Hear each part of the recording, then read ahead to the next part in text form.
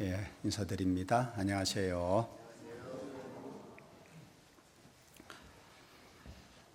참 세월이 빠르게 흐릅니다. 벌써 11월 첫 주일이 되었습니다.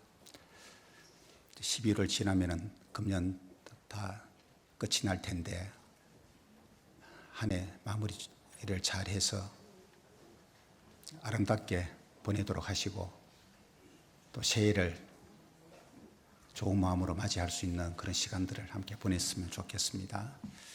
하나님께 기도드리겠습니다.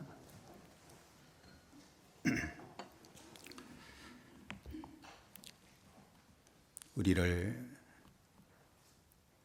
사랑하셔서 멸망 가운데서 건져주시고 영광스러운 하나님의 나라에 들어갈 수 있는 복스러운 소망을 주신 하나님 감사합니다. 하나님을 알지 못하고 허망하게 살아왔던 우리 삶 속에 주님이 찾아오셔서 만나주시고 진리의 말씀으로 우리 영혼을 거듭나게 해서 하나님의 자녀의 신분으로 천국을 소망하면서 살게 해주신 은혜 감사합니다.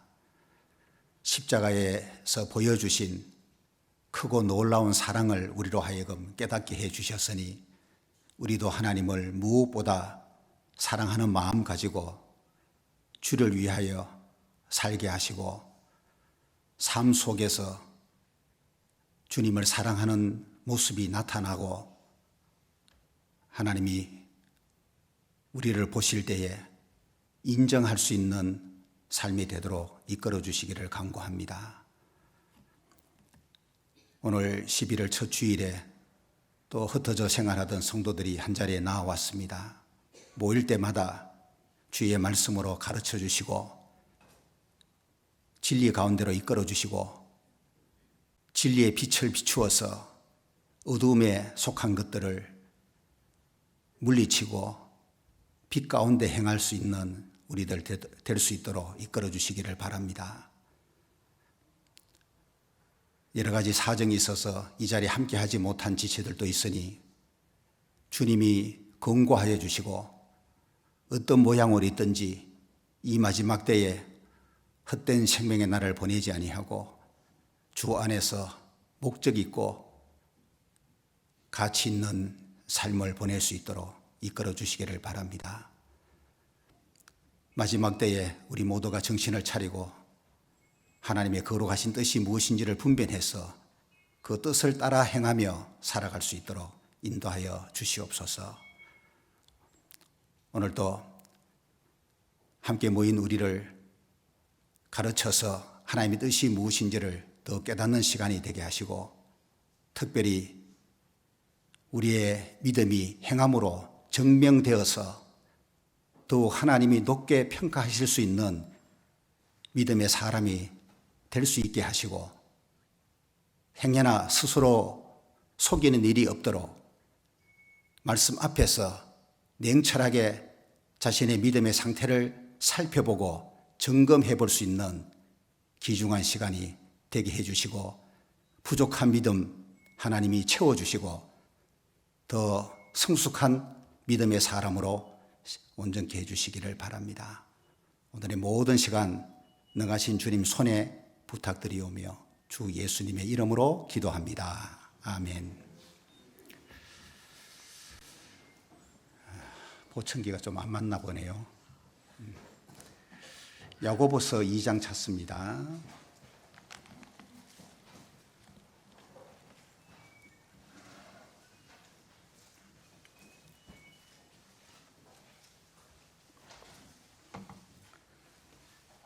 야고보서 2장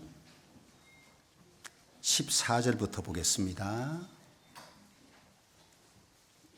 야고보서 2장 14절. 내 형제들아, 만일 사람이 믿음이 있노라 하고 행함이 없으면 무슨 이익이 있으리요? 그 믿음이 능히 자기를 구원하겠느냐?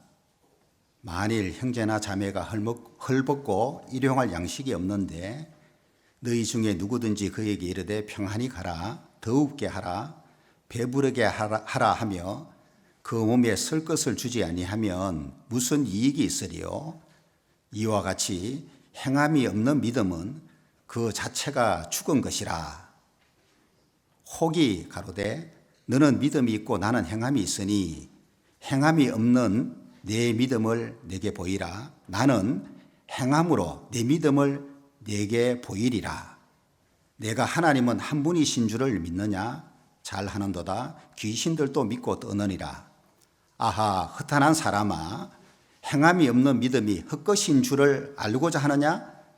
우리 조상 아브라함이 그 아들 이삭을 제단에 드릴 때에 행함으로 어렵다 하심을 받은 것이 아니냐? 내가 보거니와 믿음이 그의 행함과 함께 일하고 행함으로 믿음이 온전케 되었느니라.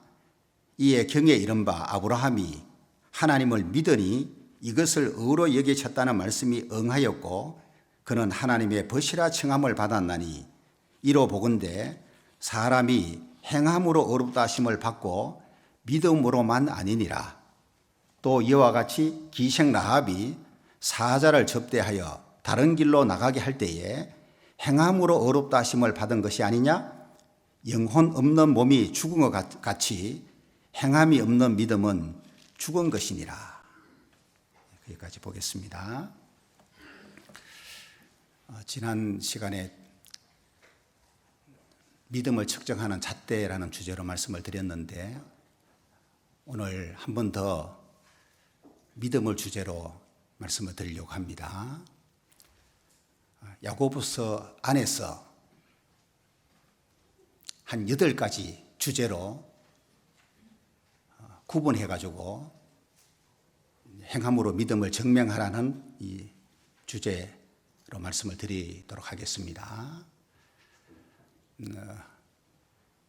내가 가지고 있는 믿음이 참 믿음인지 무엇으로 증명하느냐? 말로만 가지고 증명을 하는 것이 아니고 행함으로 증명을 해 보일 수 있어야 되는데 그 내용을 이제 야고보서에서 다루고 있는 겁니다. 로마서가 믿음으로 구원받는다고 하는 구원의 진리를 잘 제시하고 있는 책이라면은 야고보서는 구원받은 성도가 삶 속에서 반드시 행해야 할 삶의 교훈이 무엇인지를 가르쳐주고 있는 내용이라고 할 수 있습니다. 그러니까 로마서하고 야고보서는 모순되는 게 아니고 동전의 양면처럼 같은 거예요. 믿음과 행함은 분리할 수 없는 것이기 때문에 동전의 앞면만 있고 뒷면이 없을 수가 없잖아요. 앞면이 있고 뒷면이 반드시 있어야 되듯이 이 믿음하고 행함은 항상 같이 가야 되는 것이 맞고, 이제 노를 저어서 만약에 배를 타고 어딘가 가야 된다면은 한쪽 노만 저으면은 어떻게 됩니까? 앞으로 갈 수가 없잖아요. 그 자리에서 계속 이렇게 돌게 되겠죠. 양쪽 노를 다 저어야지만 목적지를 갈 수 있는 것처럼 믿음과 행함이 함께 하는 가운데에 한 그리스도인의 삶이 이제 온전하게 되는 것입니다. 그래서 야고보서가 신약의 잠언이라고 이렇게 불려지는데 우리가 잠언을 가까이 하는 것처럼 신약의 잠언이 야고보서라고 이렇게 말하니까 야고보서는 매일 읽는 것이 좋을 것 같아요. 오늘 야고보서 한번 정리하는 시간을 가질 텐데 요거 잘 오늘 배워가지고 마음에 정리를 하신 가운데에 매일매일 야고보서를 읽도록 그렇게 하시면 상당히 여러분의 신앙에 도움이 되리라고 보고, 우리가 이제 믿음을 자꾸 키워가야 되고 또 성숙한 믿음의 사람이 돼야 되기 때문에 이 행함이라고 하는 것이 반드시 뒷받침이 되지 않으면 안 됩니다. 아마 이 야고보서의 수신자들의 모습이 믿음이 성숙한 사람은 아니었던가 보죠. 만약에 이 야고보서의 수신자들의 믿음이 성숙했더라면 굳이 이런 내용을 다루지는 않았을 거예요. 야고보서 수신자들이 아마 오직 믿음만을 강조를 한 나머지 이 실천적인 생활, 즉 행함을 등한시한 이런 사람들이었다고 볼 수 있습니다. 그래서 믿음은 강조하는데 행함을 등한시하다 보니까 이 행함이 나타나지 않는 그런 모습으로 살았던 거예요. 참된 신앙의 실천은 없이 말로만 경건을 부르짖는 사람들이었던 것 같아요. 그래서 참된 경건이 무엇인지를 알려주고 있는 거예요. 너희들이 지금 말로만 하는 그 경건, 그거 진짜 경건 아니다. 진짜 경건이 뭔지 아느냐? 알려주는 거예요. 그러니까 이들이 참된 신앙의 실천이 없었다고 볼 수 있습니다. 그리고 하나님의 뜻이면 이것도 하고 저것도 하고 살기도 하고 죽기도 하고 이런 태도로 살아야 되는데 하나님의 뜻보다는 이 땅에서 육신의 행복을 더 추구한 나머지 로마 제국이 다스리고 있는 시대였기 때문에 여기저기 어느 도시에 가서 돈을 많이 벌어가지고 재물을 쌓고 그런 가운데에 뭔가 영적 생활을 등한시하는 사람들이었던 것으로 봐집니다. 거기다가 이 야고보서 안에서 다루고 있는 내용 중에 하나가 이게 막 서로 시기하는 문제, 다툼이 일어나고 뭐 살인까지 언급될 정도로 뭐 사람 실제로 죽이지는 않았을지라도 그 정도의 공동체 안에서 결속을 깨트리는 사람들이었다는 걸 생각하게 되는데 하여튼 문제들이 많았어요. 믿음은 있다고 말하는데 행함이 없었던 이 사람들에게 너희 진짜 믿음이 행함으로 증명해 보일 수 있어야 된다는 것을 이제 다루고 있는 내용들입니다. 야고보서가 5장으로 이루어져가 있는데 8가지 단락으로 구분해 가지고 행함으로 믿음을 증명하라는 내용으로 말씀을 드려볼 수 있을 것 같습니다. 그래서 한번 요약을 해볼 텐데요. 야고보서 2장 우선은 14절에 내 형제들아 만일 사람이 믿음이 있노라 하고 행함이 없으면 무슨 이익이 있으리요?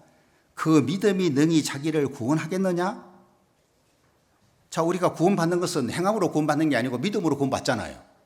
그런데 그 믿음이 능히 자기를 구원하겠느냐? 이 말은 행함이 없는 그 믿음이 진짜 구원받았다고 말할 수 있겠느냐? 이런 뜻이에요. 그런데 도무지 행함이 없는 상태에서 구원받았다고 확신한다든지 칠때까지 믿고 있다면 이거 상당히 위험한 거예요. 왜? 행함이 없는 믿음은 그 자체가 죽은 것인데 죽은 믿음을 갖고 있음에도 불구하고 스스로는 그걸 못 깨닫고 있는 거예요. 그러면 이 말씀 보면은 이 사람이 가지고 있는 믿음은 구원받은 믿음이 아니라는 얘기죠. 천국 못 간다는 얘기예요.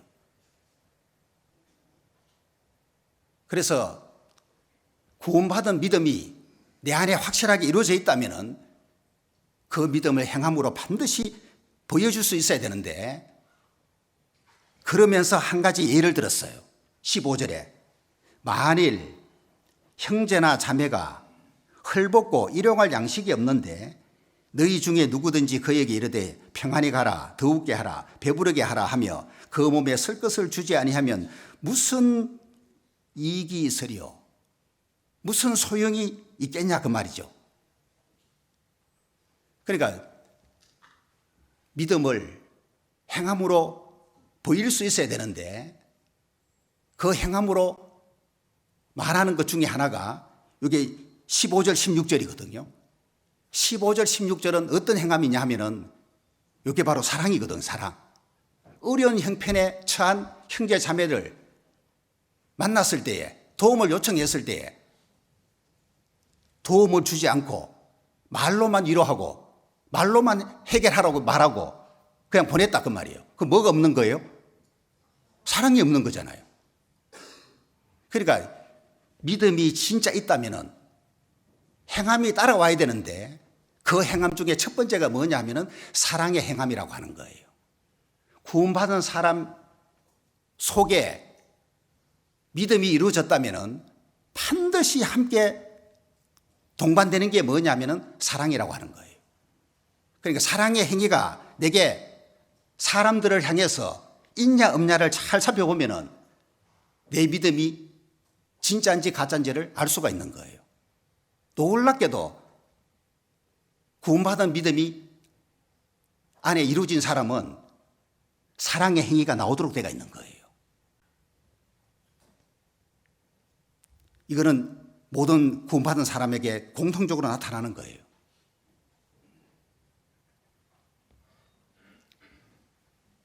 그래서 사람을 위해서 희생적인 그런 사랑을 행하기도 하고 자기를 버리기도 하고 그게 다 사랑이거든요. 그 믿음은 하나님을 향한 거지만은 그 믿음이 확실한 사람은 사람을 향해서 사랑이라고 하는 행위가 나오도록 되는 거예요. 자, 그리고 18절 혹이 가로되 너는 믿음이 있고 나는 행함이 있으니 행함이 없는 내 믿음을 내게 보이라. 나는 행함으로 내 믿음을 네게 보이리라. 나는 행함으로 내 믿음을 네게 보이리라. 야, 이렇게 나와야 돼요. 나는 말로만 내 믿음을 이야기하지 않고 행함으로 내 믿음 보여주겠다. 이런 당당함이 있어야 돼요. 이렇게 말하려면 행함이 있어야 될까요? 없어야 될까요? 행함이 없는 사람은 이렇게 말할 수 없어요. 믿음은 말할 수 있어도 이렇게는 말 못해요. 행함이 받침이 되지 않으면 나는 행함으로 내 믿음을 네게 보이리라. 우리는 행함으로 내 믿음을 보여줘야 돼요. 누구에게요? 하나님에게도 보여줘야 돼요. 그래서 아브라함을 하나님이 테스트한 거잖아요. 백세 얻은 이삭을 하나님이 모리아산에 데려가서 제물로 바치라고, 번제로 바치라고 하나님이 테스트한 거예요. 행함으로 아브라함 믿음을 보고 싶어서 그런 거예요. 아니, 하나님이 사람 속을 다 아시는 분인데, 믿음이 있는지 없는지 하나님이 홀이 다 아시는 분인데 굳이 이런 테스트를 할 필요가 있었냐? 예, 하나님이 그렇게 하셔요. 우리 속을 다 아시는 하나님이지만은 때로는 행함으로 보이기를 원하시기 때문에 삶 속에서 이런저런 테스트 한다는 걸 알아야 돼요. 하나님이 우리를 시험하실 때에 우리는 행함으로 내 믿음을 보여드려야 되고 그때 하나님이 인정을 해 주셔야 되는 거예요. 야, 아브라함 믿음이 네 믿음 진짜구나 라고 하나님이 합격 도장을 찍어줘야 돼요.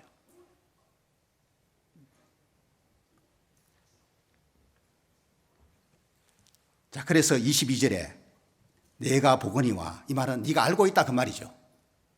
아브라함에 대해서 알고 있다 그 말이죠. 믿음이 그의 아브라함의 행함과 함께 일하고 행함으로 믿음이 온전케 되었다고 하는 거 우리가 다 알고 있어요. 이미 배웠기 때문에. 아하, 아브라함을 통해서 보니까 믿음으로만이 아니고 믿음이 아브라함의 행함과 함께 일하고 행함으로 믿음이 온전케 되는 것이구나 라는 걸 우리가 알고 있기 때문에 우리 역시 아브라함처럼 믿음만이 아니고 믿음이 우리의 행함과 함께 일한다는 걸 생각하고 우리의 믿음이 행함과 함께 할 때에 온전케 된다고 하는 이거를 증명할 수 있도록 그렇게 해야 됩니다. 자, 이제부터 한 8가지 야고보서 안에서 살펴볼 텐데요. 1장 1절부터 18절까지 이 단락은 시련 앞에서 믿음을 증명하라는 내용이에요. 자, 믿음을 행함으로 믿음을 증명해야 되는데 첫 번째는 시련 앞에 놓여 있을 때에 믿음을 증명하라는 거예요. 여러분, 시련은 좋은 상황이 아니고 힘든 상황이죠. 어려운 상황이에요. 형통한 날에는 믿음 증명하기가 쉽지 않습니다. 그런데 공고한 날이 왔을 때에 믿음을 증명할 수 있어야 그게 진짜거든요.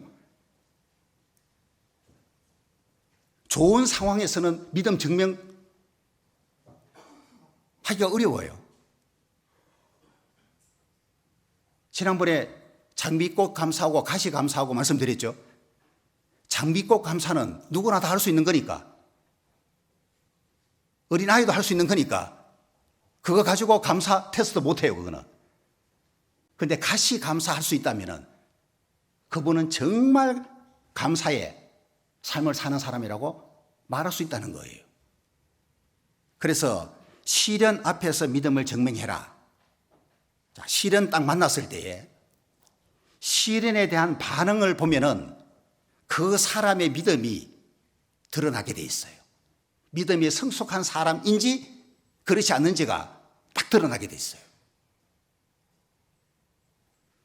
자, 시련을 딱 만났을 때에 믿음이 성숙한 사람은 어떻게 반응하느냐 하면은 여기 말씀하고 있죠. 2절에 내 형제들아 너희가 여러 가지 시험을 만나거든 온전히 기쁘게 여기라. 시련을 만났는데 기쁘게 여기라. 믿음이 성숙한 사람은 시련 만났을 때에 기쁘게 받아들이는 사람이에요. 자, 시련 앞에서 시련 만났을 때에 그 시련을 기쁘게 받아들이는 사람입니까, 여러분들? 아니면 괴롭게 받아들입니까? 슬프게 받아들입니까? 거기에 따라서 믿음이 증명되는 거예요.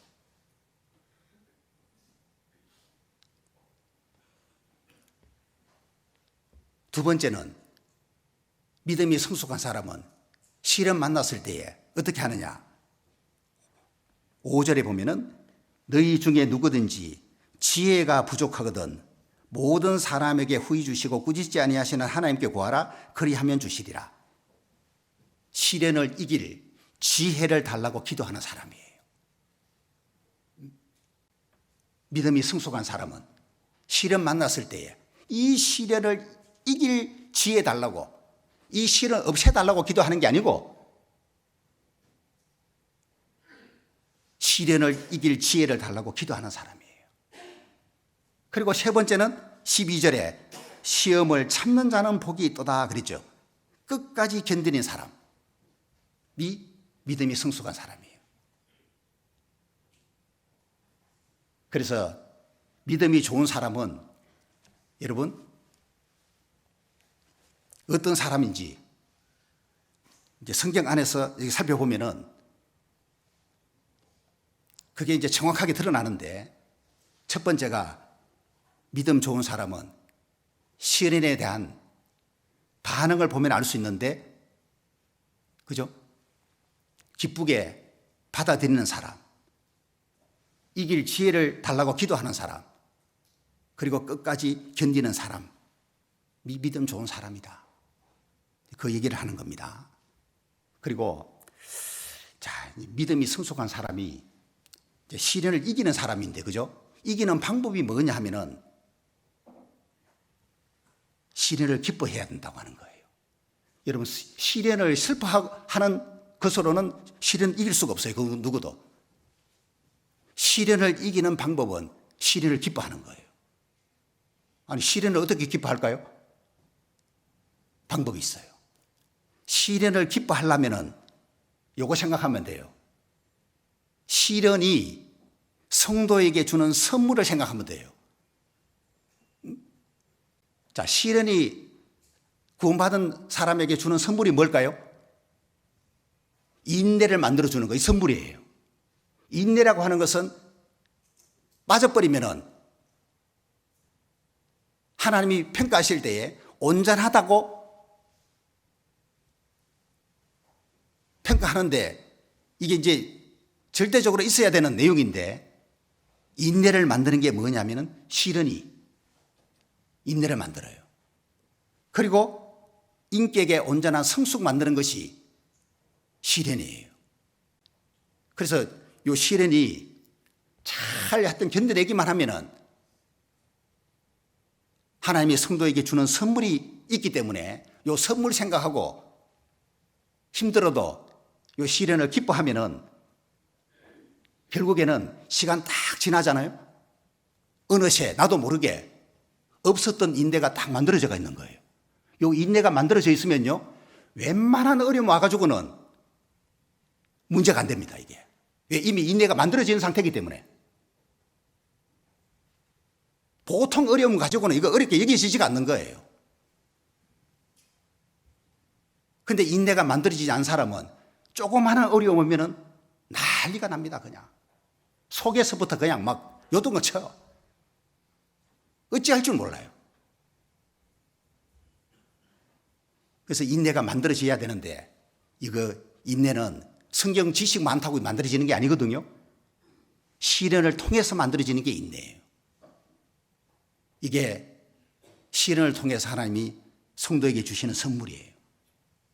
그리고 시련을 잘 이렇게 견뎌내면은 인격의 온전한 성숙을 또 이게 만드는 거기 때문에 어느새 그 사람 인격이 잘 이렇게 만들어져 있는 걸 볼 수 있어요. 막 다듬어지지 않는 거친 그런 돌도 그죠? 하여튼 맨들맨들하게 잘 다듬어진 것처럼 이 시련을 통해서 인격이 온전하게 성숙되는 결과가 생기는 거예요. 이 선물이에요, 선물.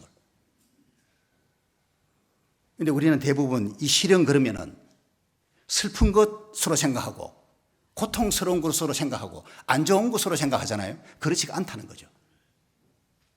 유익한 것이다. 내게 필요한 것을 시련을 통해서 하나님이 만드신다. 요거 딱 생각하면은 시련을 이제 기뻐할 수가 있는 거다. 연단된 신앙을 만들어주는 게 시련이니까 성도에게 부족함이 없는 성도가 되게끔 만들어주는 게 시련이니까 이거는 좋은 거잖아요. 유익한 거잖아요. 요거 생각하고 시련 오면은 이제 기뻐해야 된다. 이게 성숙한 사람이 시련을 이기는 방법이에요. 그리고 시련을 이기기 위해서 사람에게 먼저 달려가지 말고 하나님께 지혜를 구해야 된다. 하나님 지혜 주십시오. 지금 당면한 이 시련을 내가 어떻게 헤쳐나가야 될까요? 이거 어떻게 내가 이겨내야 될까요? 앞이 캄캄한데 하나님 어떻게 할까요? 좋은 길 좀 열어주십시오. 지혜를 구하는 거예요. 그럼 하나님이 지혜를 실제로 주십니다. 그리고 믿음이 성숙한 사람이 시련을 이기는 방법 세 번째가 12절에 시험을 참는 자는 복이 있도다. 이것이 옳다 인정함을 받은 후에 주께서 자기를 사랑하는 자들에게 약속하신 생명의 면류관을 얻을 것이니라. 생명의 면류관을 바라보고 견디는 거예요. 시련 후에 생명의 면류관이 주어질 것을 생각하고 이제 이겨내는 걸 말하는 거예요. 자, 어쨌든 믿음을 증명하라는 이 주제의 첫 번째 내용은 시련 앞에서 우리가 믿음을 증명해 보여야 된다. 그런 내용이고, 자, 두 번째는 19절부터 1장 19절부터 2장 26절까지 단락을 이제 가지고 살펴볼 수가 있는데, 이 내용은 대인 관계에서 믿음을 증명하라 이렇게 제목 붙일 수가 있어요. 대인 관계. 다른 사람하고 이 관계에서 믿음을 증명하라는 내용인데, 이 대인 관계가 중요하잖아요, 그죠? 신앙생활이라고 하는 것이 혼자 하는 것이 아니기 때문에 공동체 안에서 다른 지체들과 하고 함께 하는 게 신앙생활이기 때문에 구원받은 성도와 함께 하는 생활하고 구원받지 않은 세상 사람들하고 또 함께 하는 생활하고 하여간 이 대인관계라고 하는 이 부분이 우리가 사는 데 있어서 뭐 큰 부분을 차지하는 거예요. 가정에서는 가족하고의 관계가 있는 것이고, 직장에서는 직장 동료하고의 관계가 있는 것이고, 우리 학생들이 학교 가면 학교 친구들하고의 관계가 있는 것이고, 교회에서는 교우들하고의 관계가 있는 것이고, 그죠? 이 대인 관계에서 행함으로 믿음을 증명해 볼 수 있어야 돼요. 자, 여기서는 대인관계의 어떤 부분에서 믿음을 증명해야 되느냐 하면은 크게 이제 세 가지인데, 첫 번째는 자, 대인관계를 말할 때에 여러분 사람하고의 만남이 반드시 있게 돼 있고, 누구를 만나면은 대화를 나누지 않습니까? 대화를 나눌 때에 태도로 믿음을 증명하라는 내용이에요. 대화의 태도가 어떠냐가 무조건 성격적인 그것만 지금 말할 게 아니고요, 믿음하고 연결이 되는 거예요. 대화의 태도로 믿음을 증명해 보여야 되는데, 자, 상대방의 말을 잘 알아듣기 위해 경청하는 태도 있죠. 누가 말을 하면은 일단 내가 잘 알아들어야 될 거 아닙니까? 그러면 어떻게 해야 돼요? 안 들으면 안 돼요. 누가 간증을 하는데, 간증하는 사람은 진지하게 간증을 해요. 설교하는 사람은 진지하게 설교를 해요. 누가 말을 하는데 그 말을 잘 알아듣기 위해서 경청하는 것이 필요하잖아요. 이 태도가 없는 사람은 이거 믿음에 하고 문제가 있는 거예요. 그래서 누가 말을 할 때에 어쨌든 이렇게 경청하는 태도, 요거 가져야지 대인관계에서 믿음을 증명하는 것이 된다는 얘기예요. 그 내용이 1장 19절이죠. 내 사랑하는 형제들아, 너희가 알거니와 사람마다 듣기는 속히 하고 말하기는 더디하며 성내기도 더디해라. 사람마다 듣기는 속히 하고, 말하는 것이 먼저가 아니고 듣는 것이 먼저예요. 경청하는 것이 먼저예요. 그리고 내 말을 이제 할 때는 말하기 더디하라, 그 말은 내가 뭔가 말을 해야 될 때는 깊이 생각을 하고, 이 말을 해도 될지 안 될지 깊이 생각을 하고 천천히 말하는 태도를 말하는 거예요. 그러니까 이제 성격이 급한 사람은 자기가 뭔가 말을 할 때에 깊이 생각을 하지 않고 막 말을 많이 쏟아내버리거든요. 그러면은 말에 실수를 많이 하게 되고 안 해야 될 말까지 하게 되는 이런 상황들이 생기게 된다는 거예요. 그럼 대인관계가 어떨 것 같습니까? 좋아질까요? 안 좋아질까요? 대부분 안 좋아지는 거예요. 그래서 대화를 하면서 상대방의 말을 경청하고 성내기를 더디하라, 이 말도요, 대화 나눌 때에 특별히 하는 얘기예요. 왜? 대화 나누다 보면은 이 성질 올라오는 경우가 있단 말이에요. 분노할 일이 생겨요. 언제? 대화가 잘 되면 분노할 일이 안 생기는데 대화가 잘 안 돼요. 자기 얘기만 막 계속 해야 돼. 내 얘기는 들을 생각 안 해. 자, 그러면은 이 분노가 올라와. 성이 올라온다 그 말이에요. 화가 올라와.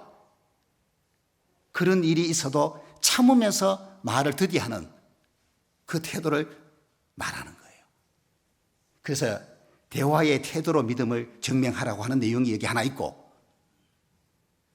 두 번째는 1장 27절 보시면은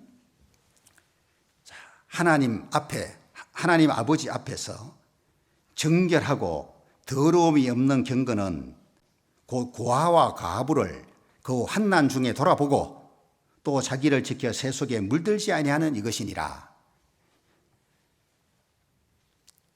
고아와 과부는요, 이 당시 사회적 약자예요. 지금 우리 시대에도 사회적 약자가 있는데 특별히 대인관계에서 믿음을 증명 우리가 하는 데 있어서 사회적 약자를 차별하지 않는 것으로 믿음을 증명해야 돼요.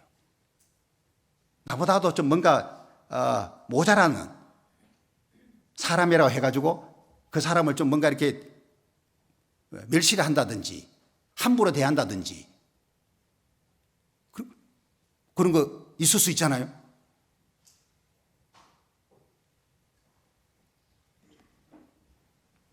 만약 그렇게 한다면 그 사람 믿음 좋은 믿음 아니에요. 그래서 사회적 약자를 차별하지 않음으로 믿음을 증명해야 돼요. 이 고아와 과부를 돌아보는 것을 말하는 거예요. 그리고 2장 1절부터 13절까지 내용은 가난한 사람을 차별하지 않는 걸 말하고 있는 거예요. 이 공동체 안에 부한 사람도 있고 가난한 사람도 많이 있는데 가난한 사람을 뭔가 차별하는 일이 이 당시에 있었던 거예요. 그러니까 야고보서 수신자들이 믿음이 안 좋은 거예요. 행함이 없는 믿음을 갖고 있는 거다 그 말이에요. 이 사회적 약자를 차별하지 말아야지 되는데 차별하고 있으니까 너희들 믿음이 지금 잘못된 믿음이다 이게. 그러면서 좋은 믿음 가졌다고 착각하고 있다 그거예요. 특히 나보다도 더 어려운 형편에 처해 있는 더 못한 상황에 처해 있는 이런 사람들을 대할 때에 차별하지 않고 대하는 이것이 있어야지 그 사람 믿음이 좋은 믿음이다 라고 말할 수 있는 거고, 그 다음에 2장 14절부터 26절 이제 본문을 읽었던 내용이죠. 대인 관계의 어떤 부분에서 믿음을 증명해야 되느냐? 도움을 주는 것으로 믿음을 증명해야 된다. 특별히 도움이 필요한 사람, 헐벗고 굶주리는 형제 자매, 경제적으로 상당히 지금 어렵다는 얘기지 않습니까? 일용할 양식 자체가 없으니까. 이런 사람을 내가 모르고 있다면 도와줄 수가 없지만은 알고 있어요. 내 곁에 있어요. 그런데도 실제적으로 도움을 주지 않는다면은 그게 어떻게 좋은 믿음이라고 할 수 있겠느냐? 도움을 주는 것으로 믿음을 증명해야 된다. 그걸 말하는 거예요. 자, 두 가지 말씀드렸어요. 첫 번째는 시련 앞에서 믿음 증명해라. 두 번째는 대인 관계에서 믿음 증명해라. 대인 관계의 어떤 부분? 첫 번째는 대화의 태도로 믿음 증명하고, 두 번째는 사회적 약자를 차별하지 않는 것으로 믿음 증명하고, 세 번째는 도움이 필요한 사람, 도움을 주는 것으로 믿음 증명해라. 그 내용이에요. 자, 이제 세 번째는 3장입니다. 3장. 1절부터 12절까지인데요. 자, 여기 1절부터 12절 주제가 말입니다, 말. 혀에 관한 내용이에요. 그래서 세 번째 단락은 말에서 믿음을 증명해라. 말.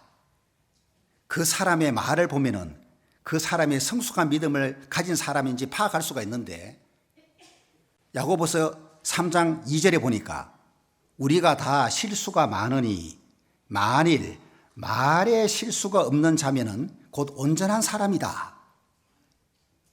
여기 온전하다는 말은 이제 성숙한 사람을 특별히 말하고 있는데, 정말 믿음이 성숙한 사람 누구냐?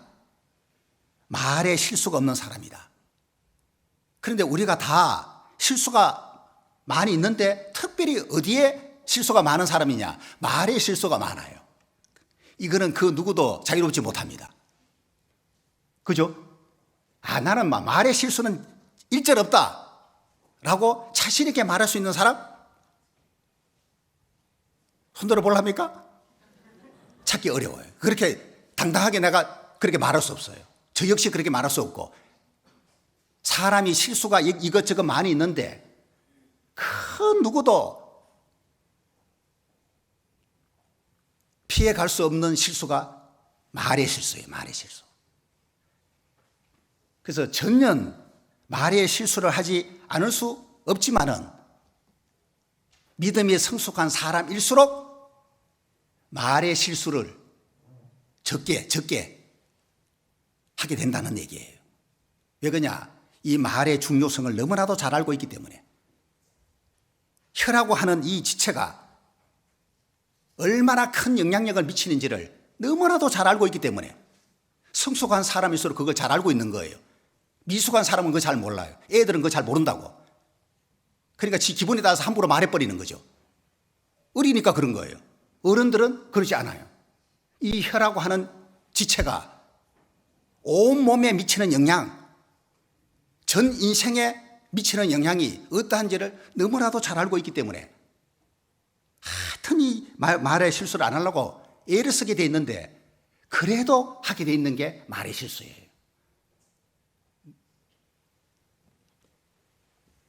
그래서 2절에 우리가 다 실수가 많으니 만일 말에 실수가 없는 자면은 곧 온전한 사람이라 능히 온 몸도 굴레 씌우리라. 이 말이 뭐예요? 이 혀 관리만 잘한다면은 그 사람 온 몸도 다 다스릴 수 있다. 그런 뜻이에요. 그 사람 인생이 뭔가 성공적으로 이루어지려면은 가장 잘 다뤄야 될 게 뭐냐면 혀라고 하는 거예요. 말 때문에 그 사람 인생 자체가 망쳐지는 거예요. 그러면서 두 가지 비유를 들었죠. 하나는 재갈, 말을 제어하기 위해서 사용하는 재갈 있죠. 그 다음에 큰 배를 움직이는 게 뭡니까? 키잖아요. 이 두 가지를 비유든 거예요.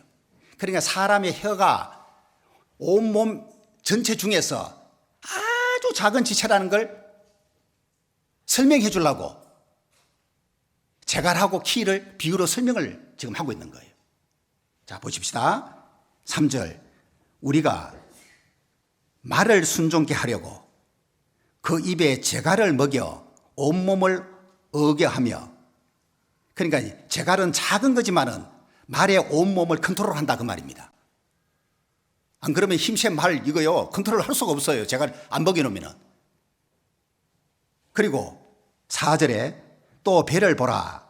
그렇게 크고 강풍에 밀려가는 것들을 지극히 작은 키로 사공의 뜻대로 운전하나니 키는 작지만은 배 전체의 방향을 결정한다는 거예요. 그와 같이 혀도 마찬가지다. 작지만은 내 온 몸을 컨트롤하는 것이 혀고 내 인생 전체의 방향을 결정하는 게 혀다. 그래서 말이 얼마나 중요한지 알아야 되고 믿음이 좋은 사람일수록 이걸 알기 때문에 말을 사용할 때에 다른 사람을 죽이는 말보다는 다른 사람을 살리는 말을 하려고 노력하는 거예요. 공동체를 살리는 말을 하려고. 그래서 공동체에게 다른 사람에게 별로 이렇게 유익이 되지 않는 말 같으면 안 하려고 애를 쓰는 거예요. 그게 믿음의 성숙한 사람이에요. 하고 싶은 말이 있어도 그래서 참는 거예요. 왜? 말하면은 속이 시원할지 몰라도 이게 살리는 말이 아니라고 여기지면은 안 하는 것이 맞다고 판단 들기 때문에 안 하는 거예요. 그래서 부당하거나 억울한 일이 당하더라도 그냥 내 혼자 그냥 감당해버리고 내 혼자 힘들고 말아버리지. 그런 마음 가지고 그냥 할 말 많아도 참고 잠잠하게 있는 거예요. 그게 혀를 컨트롤하는 거예요.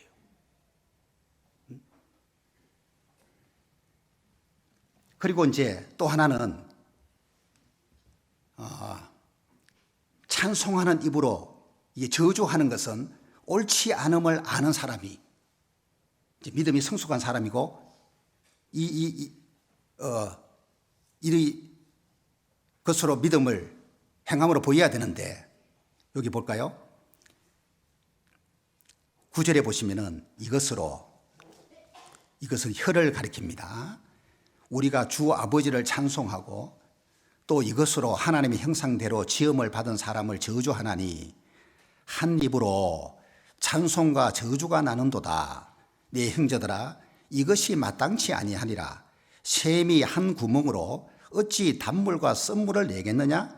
내 형제들아 어찌 무화과 나무가 감람 열매를 포도나무가 무화과를 맺겠느냐? 이와 같이 짠물이 단물을 내지 못하느니라. 아니, 찬송하는 입으로 또 뭘 하느냐? 저주를 해요. 이게 이제 옳지 않은 건데 이렇게 한단 말이에요. 그러면 자, 교회에 왔을 때는 막 입으로 막 찬송을 막 크게 불러.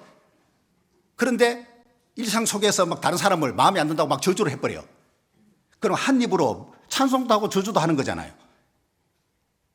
이렇게 하면서 무슨 믿음이 좋다고 말하느냐? 그건 죽은 믿음이다, 그거. 라고 지금 말하고 있는 거예요. 그래서 행함으로 믿음을 증명하는 데 있어서 이 말에 관한 부분을 두고 지금 말하는 겁니다. 성숙한 믿음을 가진 사람은 찬송하는 입으로 다른 사람을 저주하지 않는다. 그런 걸 말하는 거예요. 자, 그리고 네 번째는 3장 13절부터 18절까지인데요.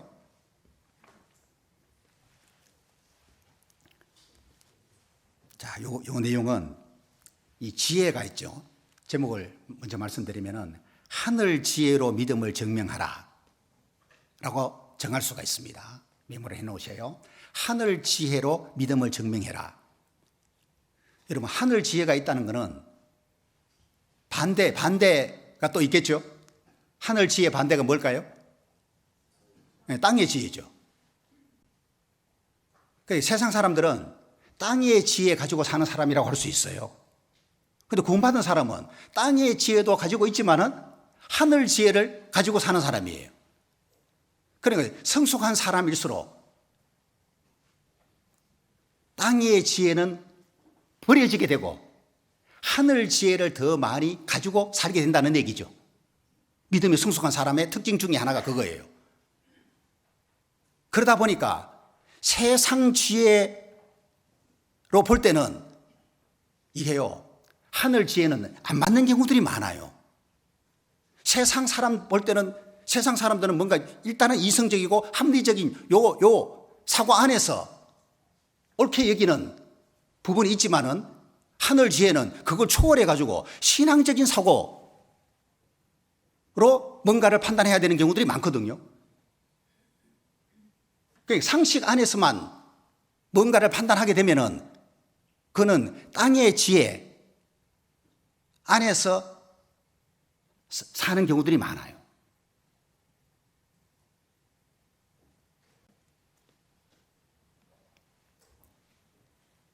그래서 땅의 지혜와 하늘 지혜 둘 중에 하늘 지혜로 믿음을 증명을 하라는 얘기예요.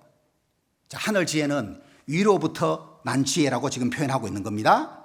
보실까요? 15절에도 이러한 지혜는 위로부터 내려온 것이 아니요, 이러한 지혜, 땅의 지혜는 위로부터 내려온 게 아니다. 하늘 지혜가 아니다. 17절, 오직 위로부터 난 지혜는, 그랬죠? 위로부터 온 지혜예요. 이게 하늘 지혜를 말하는데 17절, 18절 함께 읽습니다. 오직 위로부터 난 지혜는 첫째 성결하고 다음에 화평하고 관용하고 양순하며 긍휼과 선한 열매가 가득하고 편벽과 거짓이 없나니 화평케 하는 자들은 화평으로 심어 의의 열매를 거두느니라. 하늘 지혜는 무엇을 가지고 행동하는 것을 말하느냐 하면은, 자, 우리가 행동을 하는데 하늘 지혜를 가지고 행동하면은 그게 믿음이 좋은 사람으로 평가할 수가 있는데, 하늘 지혜가 뭐죠? 성결, 화평, 관용, 양순, 긍휼, 선한 열매, 편벽 없고 거짓 없는 마음 가지고 행동하는 것을 하늘 지혜라고 지금 말하는 거예요.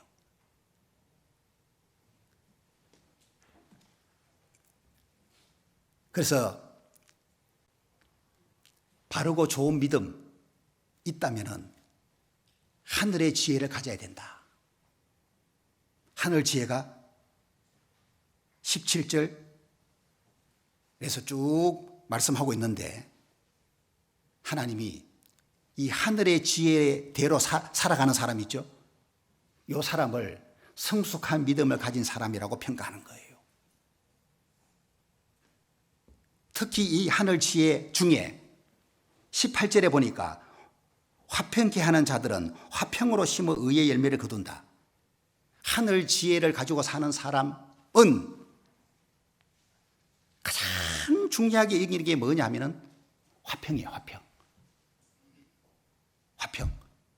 화평케 하는 자는 하늘을 지혜 가지고 사는 사람이에요. 화평이 깨어지는 것을 원하지 않는 이것이 하늘 지혜를 가지고 사는 사람이라고 할 수 있습니다. 반대로 이 땅의 지혜는 하나님께로 나온 지혜가 아니지 않습니까? 그럼 땅의 지혜가 뭐냐? 땅의 지혜가 지니고 있는 세 가지 특징이 여기 나왔죠. 15절에 이러한 지혜는 위로부터 내려온 것이 아니요 세상적이요 정욕적이요 마귀적이니. 이 세 가지가 땅의 지혜가 지니는 세 가지 특징인데, 여러분 세상적이란 말은 세상의 이 제한된 사고라든지 견해로 자꾸 뭔가를 평가하는 거예요. 이게 땅의 지혜에 해당되는 거예요. 그래서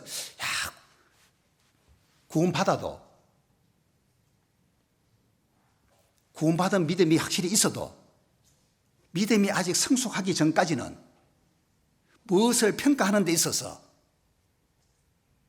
하늘 지혜로 평가하기보다는 땅의 지혜 가지고 자꾸 평가하게 되는데, 그 중에 하나가 세상적인 부분이 들어있는데, 이 세상에 제한된 사고 있잖아요. 이거 가지고 자꾸 평가하려고 그래요. 이 세상의 견해 가지고 자꾸 평가하려고 그래요.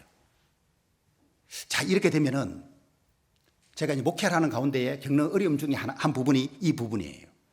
교회 일을 함께 이분들하고 의논해가지고 이루어 가야 되는데, 의논하는 과정 속에서 임원들이 하늘의 지혜를 가진 사람이라면은 뭔가 의논하는 것도 상당히 수월하고 뭔가를 결정하는 데 있어서 있지 않습니까? 가장 바람직한 쪽으로 하나님이 원하시는 그 뜻대로 결정할 가능성이 상당히 높아요. 왜? 하늘 지혜 가지고 결정하는 거기 때문에. 그런데 땅의 지혜 가지고 자꾸 뭔가를 의논해 가지고 결정하려고 그러면은 어려움이 생겨요.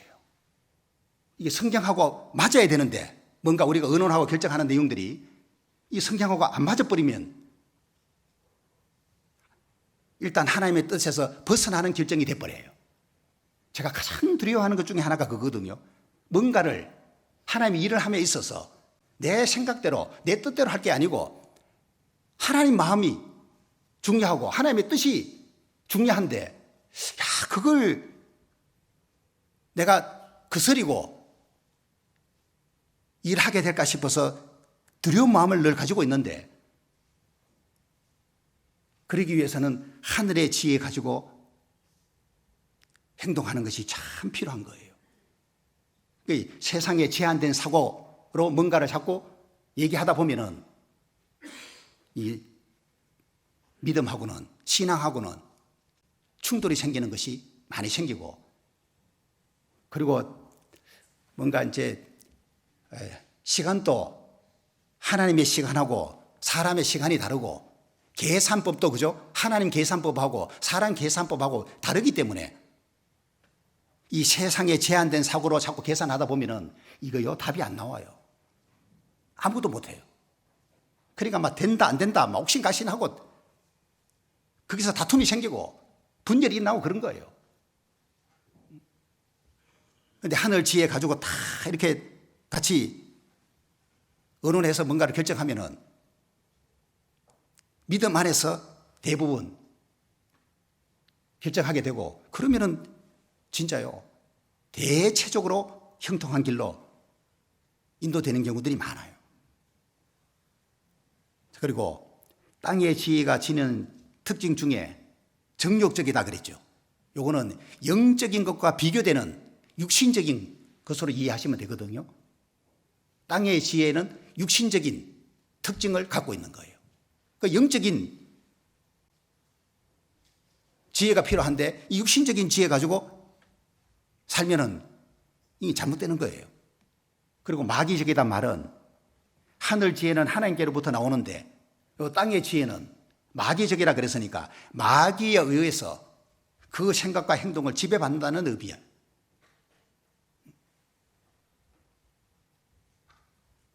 그래서 이 마귀에 의해서 생각과 행동이 지배받아 버리면은 이 인생 자체가 올바르게 사는 것이 불가능해져 버리는 거예요. 자, 그래서 내가 하늘 지혜로 사는 사람인지, 하늘 지혜 가지고 행동하는 사람인지, 아니면 땅의 지혜로 행동하는 사람인지, 이걸 살펴보면은 내 믿음을 증명하는 것이 더 될 수가 있을 것 같아요. 그리고 다섯 번째는 4장 1절부터 12절까지인데, 제목 붙인다면은 합당한 자세로 믿음을 증명하라, 이렇게 붙일 수 있어요. 합당한 자세로 믿음을 증명하라.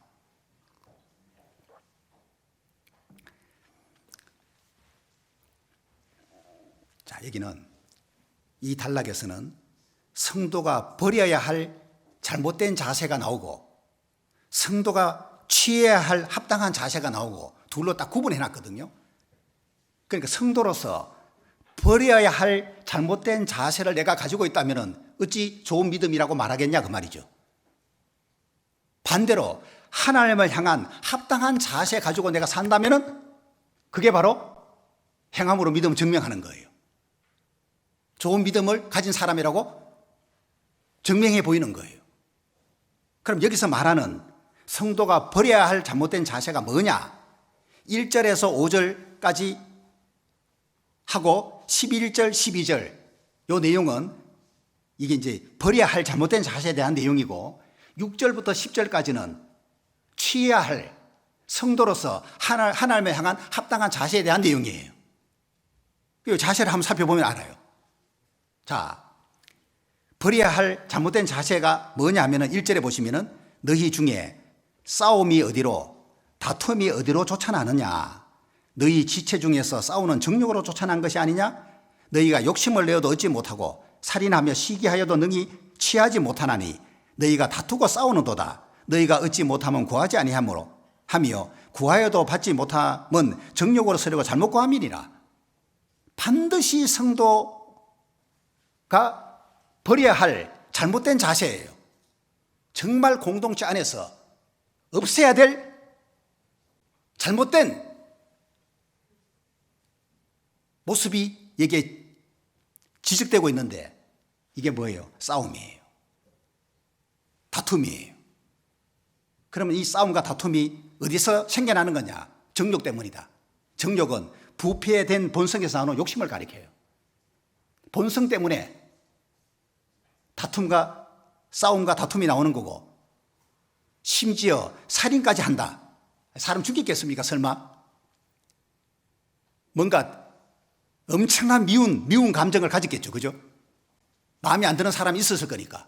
아니, 마음에 드는 사람하고 왜 싸우겠습니까? 마음에 안 드니까 싸우는 거지. 이게 보통 정도가 아니고 막 살인이라고 표현할 정도로 미운 감정까지도 품었던 것 같고 시기하여도 얻지 못했다. 시기까지 했는데 다른 사람이 가진 거 자기가 갖고 싶어서 간절히 바라는 이런 걸 말하는데 이런 것들은 성도로가 버려야 할 잘못된 자세예요. 제가 단어를 찾아봤거든요. 싸움하고 다툼하고 이게 뭐가 다를까?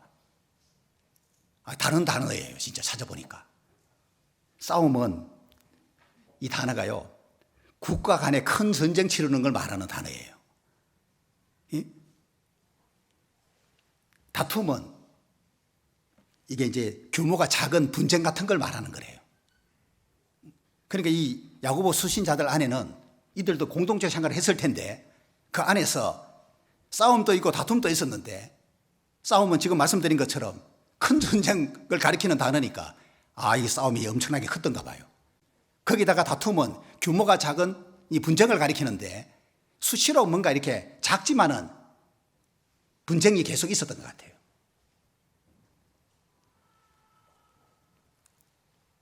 자, 이거는 버려야 할 잘못된 자세예요. 그리고 4절에는 세상과 벗된 것이 나오죠. 세상과 벗된 것, 성도가 버려야 될 자세다. 그 말이에요. 그 세상하고 자꾸 친구 되려고 하는, 세상을 지나치게 가까이 하는 이런 게 있다면은 믿음, 좋은 믿음 아니다.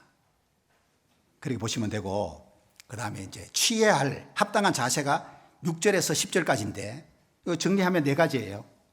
4가지. 첫 번째는 하나님 앞에서 겸손해라. 두 번째는 하나님께 순복해라. 세 번째는 하나님을 가까이 해라. 네 번째는 손과 마음을 깨끗하게 해라. 이거예요. 그래서 내가 하나님 앞에 겸손하고 있는지, 하나님께 순복하고 있는지, 하나님을 가까이 하고 있는지, 손과 마음을 깨끗하게 하고 있는지, 요거 보면은 믿음 증명할 수 있는 것을 말하는 거예요. 자, 이렇게 정리가 되고, 그 다음에 6번째는 4장 13절부터 17절까지인데요. 자, 이렇게 제목을 정하면은 인생의 목표로 믿음을 증명하라. 인생의 목표로 믿음을 증명해라. 자, 13절부터 17절 이 내용에 보면은, 자, 이 사람 생각과 계획이 뭐냐면은 경제적 이익에만 초점이 맞춰져 있어요. 그러니까 어느 도시에 가서 1년을 머물면서 장사해서 돈 버는 내용이 나오는데, 이 돈 벌어서 재물을 많이 축적하는 그것에만 관심을 쏟고 있는, 그러면서 신앙생활을 등한시하는 자들이에요. 다시 말해서 오직 돈 버는 일에만 관심이 있는 사람들. 그러면 이들의 인생 목표가 뭐예요? 돈에 있는 거예요. 자, 그래서 하나님이 우리에게 원하시는 삶의 목표가 분명히 있는데, 주의 뜻이면 우리가 살기도 하고 이것저것을 하리라. 자, 이런 인생 목표를 가지고 산다면은 그 사람 믿음 좋은 거예요. 그런데 이 인생 목표 뒤로 밀어놓고 우선 지금 현실적인 거, 경제적인 이익, 여기에만 주로 초점 맞춰서 산다면은 돈을 열심히 벌어야 되는 건 맞아요. 사업하는 분 열심히 사업해야 돼요. 그런데 여기서는 뭐가 문제입니까? 신앙생활을 등한시하고 있는 게 문제예요. 신앙보다 우선될 수 있는 게 없는데, 신앙보다 돈이 우선시대가 있기 때문에 인생 목표가 신앙이 아닌 이 돈이 돼버리는 거예요. 이걸 지적하는 거예요. 그래서 좋은 믿음을 가진 사람은 돈 버는 것 꼭 필요한 일이지만은 그것에 내 인생의 목표를 두고 사는 게 아니고 신앙의 목표를 두고, 주의 뜻이면 우리가 살기도 하고 죽기도 하고 이것도 하고 저것도 하리라. 주의 뜻이면은, 주의 뜻이 아니면은 안 하고, 그죠? 주의 뜻이면 하고, 이런 인생 목표가 확실하게 정립되어 있는 그 사람이 믿음이 좋은 사람이다. 그 얘기입니다. 7번째는 5장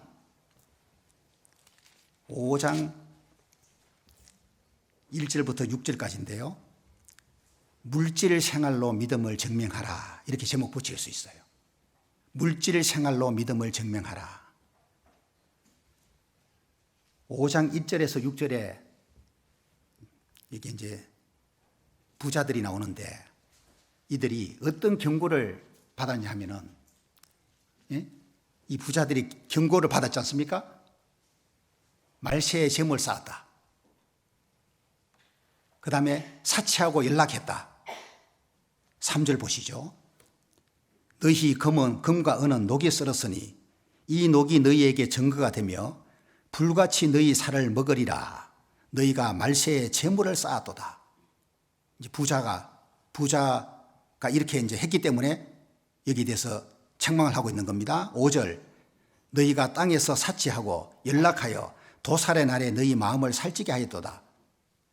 이 부자들이 땅에서 사치하고 연락했다. 이 방탕한 생활을 했다 그 말이에요. 그 물질을 잘 사용한 거예요, 못한 거예요? 여러분, 사치와 쾌락을 위해서 물질 사용하는 방탕한 생활에 물질 사용하는 것도 잘못된 거지만은 말세의 재물을 쌓아놓기만 하는 것도 물질 생활 잘못하는 거예요. 이 두 가지를 이 당시 부자들이 다 한 거예요. 재물을 쌓아놓으면서 그 재물을 가지고 일부를 사치 하는데 사용하고 방탕한 생활하는데 사용을 한 거예요. 자, 우리는 한번 볼까요? 물질 생활을 어떻게 하고 있습니까? 쌓아놓고 있습니까? 방탕한 생활을 위해서 사용하고 있습니까? 돈이 있어야 쌓아놓지. 뭐 쌓으라 돈이 있어야지 뭐. 하루 살기 바쁜데 적자 인생인데 뭘 쌓아놔. 그런 분들이 많을 거예요. 참 다행입니다. 쌓아놓을 돈이 없어서. 만약에 쌓아놨다면 이 책망 들었을 텐데. 진짜 말세가 우리 시대인데. 예? 2000년 전을 말세라고 지금 얘기했는데 우리 시대는 진짜 말세잖아요. 이 말세에 재물을 쌓았다면 얼마나 호되게 더 야단 맞겠냐고. 혹시 쌓아놓을 재물이 있거들라 쌓아만 놓지 마시고 좀 사용을 하셔요. 사치를 위해서 사용하지 말고 쾌락을 위해 사용하지 말고 장래에 자기를 위하여 좋은 틀을 쌓아야 돼요.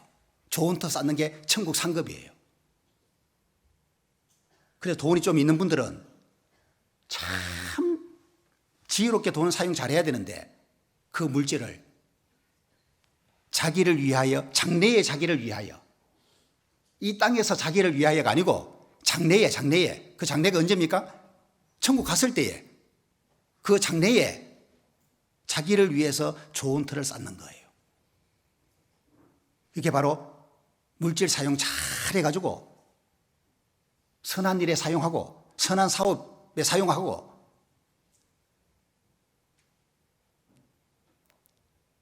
그래서 천국 상급 받는 그 좋은 틀을 쌓는 거, 그걸 이제 말하는 거예요. 너희 보물을 땅에 쌓지 마라. 누구를 위해요? 너희를 위하여. 너희를 위하여 보물을 땅에 쌓아두지 마라. 결국 나를 위한 거예요. 내가 받게 될 상급을 말하는 거예요. 그래서 물질 생활을 어떻게 하냐를 통해서 믿음을 증명해 보여야 된다. 가장 가치 있게 물질 사용하는 것이 뭘까요? 자, 내 물질이 어딘가에 사용된다고 할 때, 그죠? 가장 가치 있는 것이 뭘까요? 영혼이 구원받는 일 아닐까요?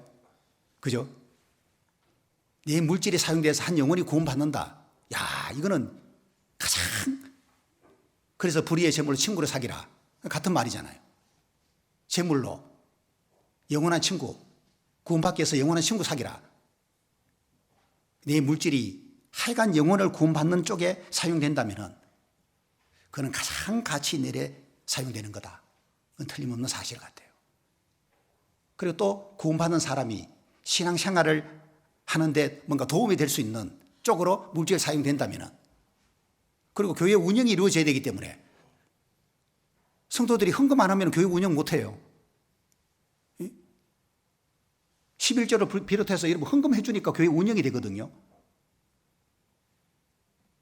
그래서 물질을 교회 운영을 위해서 사용하고, 복음 전해서 영혼 구원받게 하는 일을 위해서 사용하고,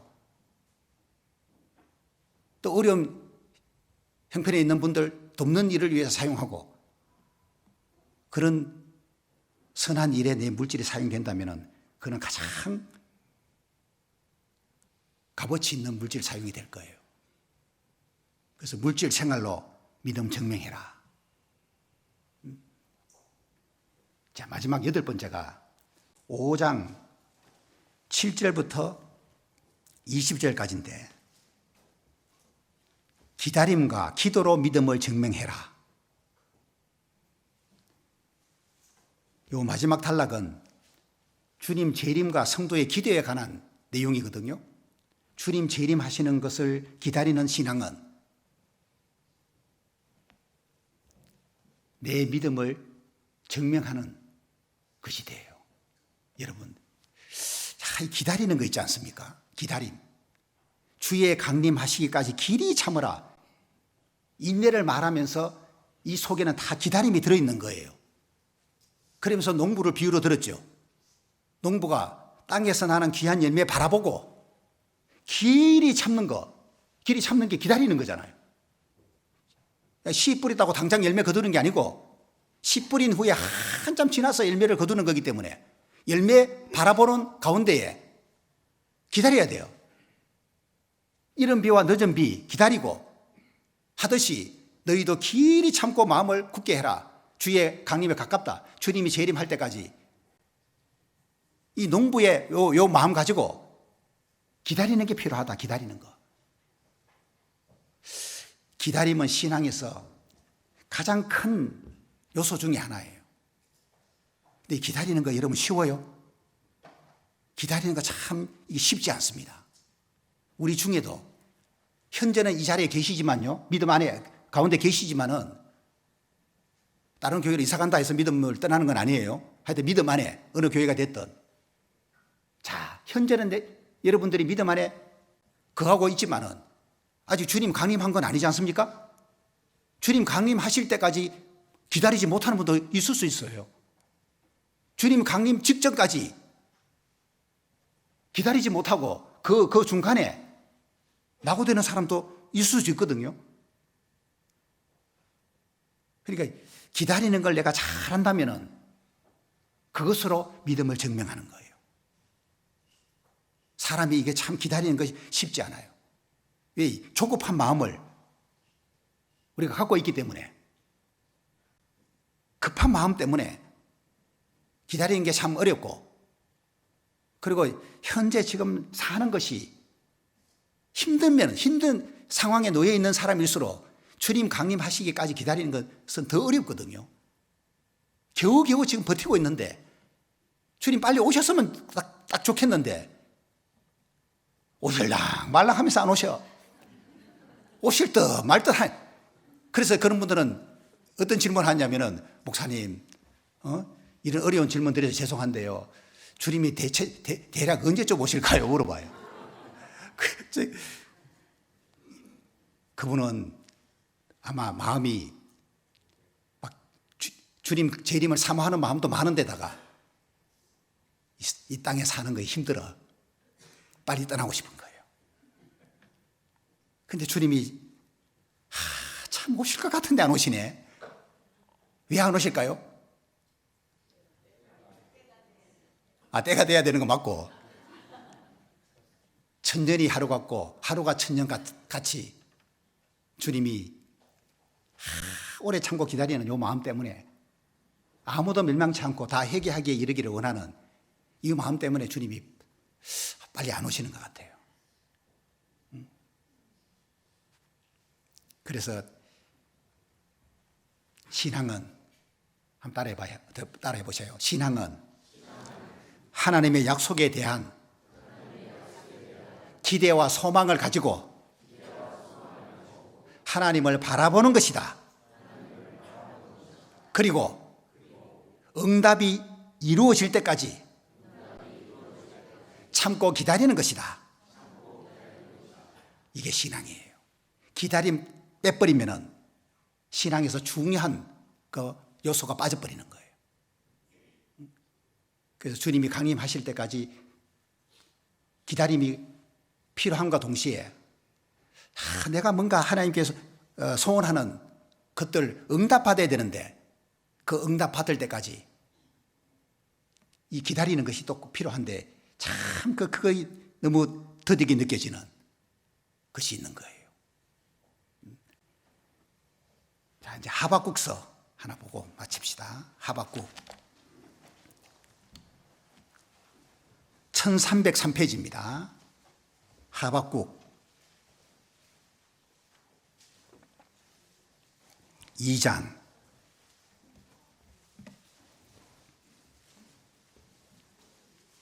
3절 1303페이지 2장 3절 이 묵시는 정한 때가 있나니 모든 것이 이게 이제 하나님이 정한 때가 있다 보니까 그 때가 돼야 돼요. 자, 모든 게 때가 있습니다. 이 묵시는 정한 때가 있나니 그 종말이 속히 이르겠고 결코 거짓되지 아니하리라. 비록 더딜지라도 기다리라. 지체되지 않고 정령 응하리라. 때가 되면 반드시 하나님이 하시고자 하는 일이 이루어지는데 사람 편에서는 뭐가 필요하냐? 기다림이 필요한 거예요. 비록 더딜지라도 기다리라. 지체되지 않고 정령 응하리라. 이 더디다는 말이 걸리는 시간이 오래다는 뜻입니다.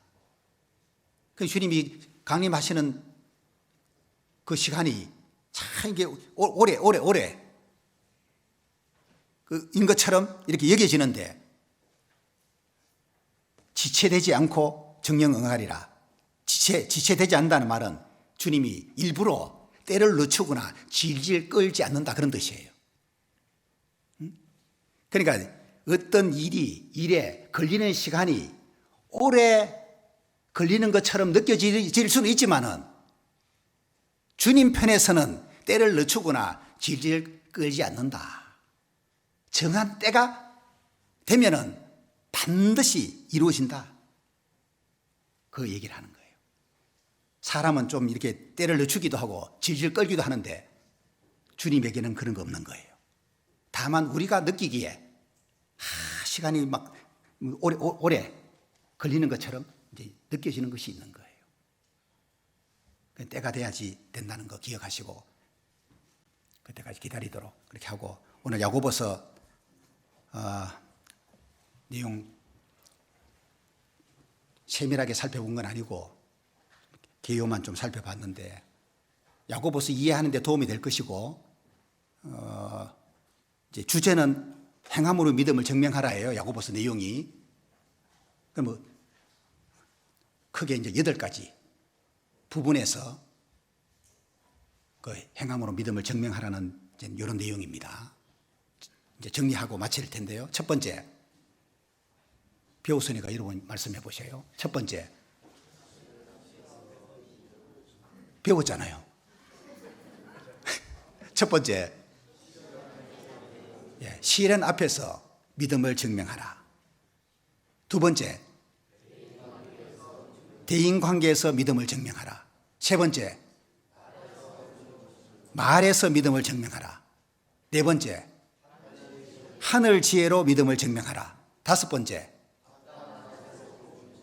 성도의 합당한 자세로 믿음을 증명하라. 여섯 번째, 인생의 목표로 믿음을 증명하라. 일곱 번째, 물질 생활로 믿음을 증명하라. 여덟 번째, 기다림과 기도로 믿음을 증명해라. 이 기도가 믿음의 기도 하는 걸 말하는 거예요. 그래서 이 크게 8가지 행함으로 믿음을 증명하라는 내용이니까 야고보서가 오늘 배운 내용을 여기 잘 정리해가지고 자기 것으로 만들고 요거 바탕을 해가지고 야고보서 매일매일 읽도록 하시고 그리고 더 성숙한 믿음이 되도록 야고보에서 말하는 이 행함이 더 실제적으로 내 삶 속에 나타날 수 있도록 노력하는 것이 되면 좋겠습니다. 아시겠죠? 예, 수고하셨습니다. 기도하겠습니다. 하나님 아버지, 우리로 하여금 천국에 들어갈 확실한 믿음과 산 소망과 거룩한 하나님의 사랑을 소유하게 해주셔서 감사합니다. 믿음과 소망과 사랑 안에서 이 땅에서의 남은 생을 합당하게 보내고 훗날 하나님 앞에 섰을 때에 영광 중에 주의 얼굴 배웁고 잘했다는 칭찬을 받고 우리를 위하여 예비하신 생명의 면류관을 받을 수 있기를 원합니다. 오늘 야고보서를 배우면서 8가지 부분에서 믿음을 행함으로 증명해야 할 내용을 살펴봤습니다.